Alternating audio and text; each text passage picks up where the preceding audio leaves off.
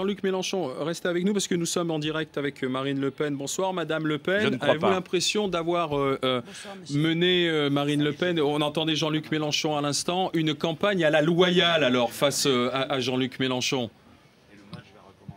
Oui, nous avons mené une campagne tout à fait à la loyale. Monsieur Mélenchon a pendant longtemps refusé dans cette campagne d'assumer ses positions immigrationnistes.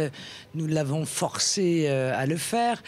Mais l'échec de monsieur Mélenchon n'est pas que son échec sur la 11e circonscription du Pas-de-Calais. Il est son échec sur l'ensemble du territoire national, puisque monsieur Mélenchon, je crois, est donné aujourd'hui à peu près à moins de 7%. Ce qui démontre qu'il n'est pas une force d'avenir et qu'il n'est pas une force entendue, voulue par les Français. Voilà ce qui doit être retenu ce soir. Et il a voulu la revanche, il a perdu également la revanche, il repartira à Paris, ça n'est pas bien grave. Moi, je reste là, comme je le fais depuis de nombreuses années, pour lutter contre une gauche archaïque, contre une gauche sectaire, contre une gauche immigrationniste qui impose, c'est vrai, l'immigration aux plus faibles, en général d'ailleurs pas à eux-mêmes, parce qu'ils sont bien souvent du côté des bobos plutôt que du côté des gens modestes. Mais permettez-moi quand même de ne pas être, interrogé ce soir uniquement sur ma propre circonscription.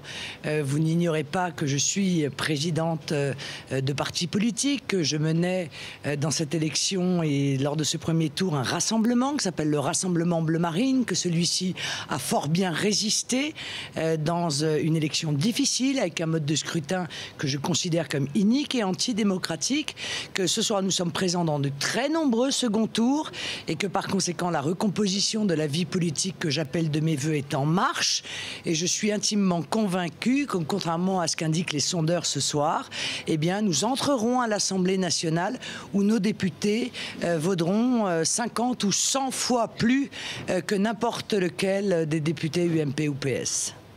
Oui, justement, Marine Le Pen, combien escomptez-vous avoir d'élus après ce premier tour? Vous-même, d'abord, à quel pourcentage estimez-vous vos propres chances dans votre circonscription? Et où voyez-vous d'autres élus potentiels du Front National? Monsieur, j'ai fait 42% dans la circonscription où je me présentais. Je crois donc que je suis en position incontestablement de force.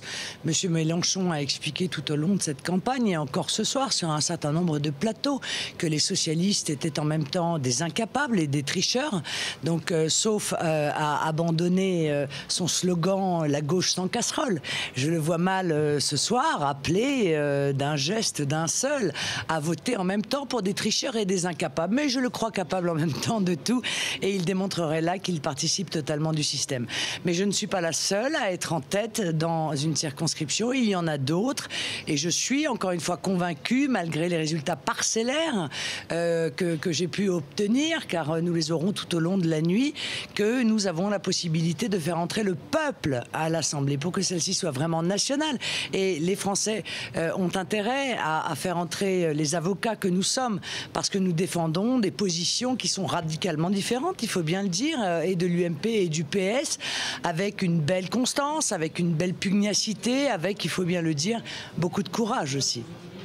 Merci Marine Le Pen, merci d'avoir été en direct avec nous, en direct d'Hénin-Beaumont, merci.